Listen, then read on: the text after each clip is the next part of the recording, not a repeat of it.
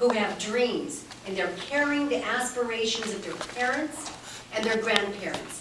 And if they're like my family, my mother had a 6th grade education. So many of us, our students today, were from families where college wasn't even in the realm of possibilities. You start with 100 students. 4 years later, you take a look at who's eligible to graduate from high school. We lose almost half the class. And the statistics indicate that maybe we end up with 54 out of those original 100 students who graduate from high school. Casi la mitad, almost half, drop out, get lost along the way. And then we look at those 54 students, and we find that only 15% of them took what we call the A through G courses, the college preparatory courses. 15%.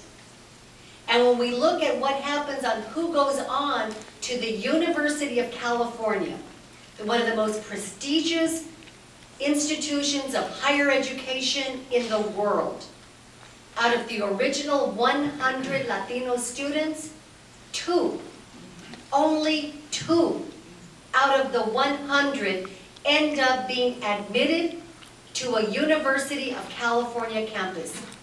What we are asking is, what happened to the other 98? That's what the discussion is about.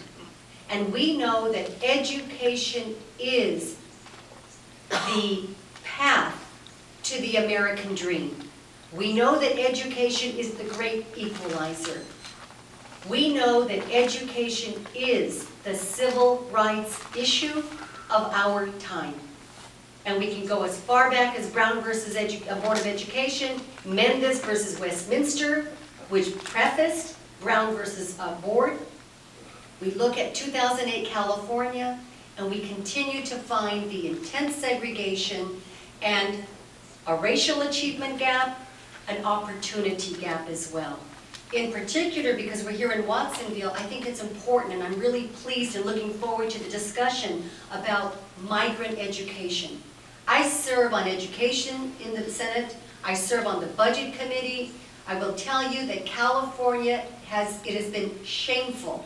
There's no other way to put it. It's been shameful that for some 2 decades, 20 years, attention to migrant students in California was simply ignored.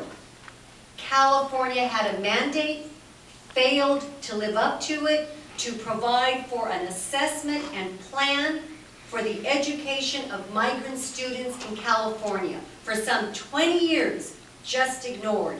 Only a couple of years ago did California very quickly then put together a needs assessment looking at the needs of migrant students in California, and that's now before the legislature for us to examine.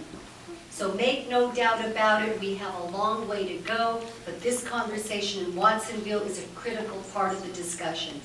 I feel particularly excited about this evening here in Watsonville, and looking forward to the participation of the parents of migrant children, to hearing from your superintendent and so many others, because you may have heard that just last week, a young girl, Maria Isabel, 17 years of age, died in the fields of the Central Valley due to heat exhaustion and not having access to water, simply water.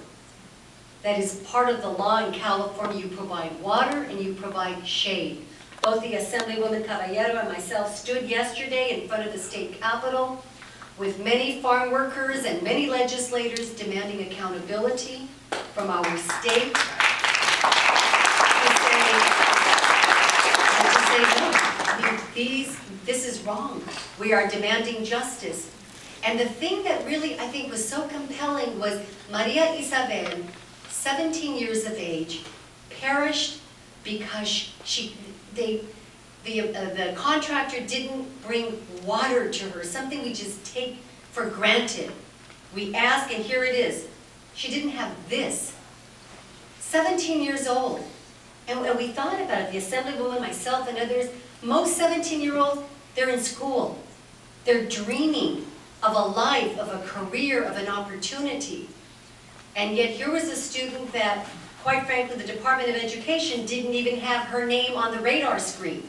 She was lost, like the 98 that perish in our system, like so many migrant children in California.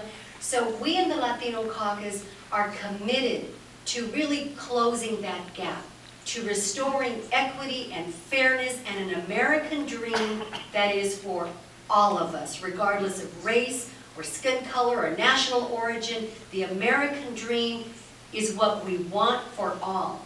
So it is really an honor to be with you this evening in Watsonville. I look forward to the presentations and this outstanding student of the year that I'm honored to be sitting next to.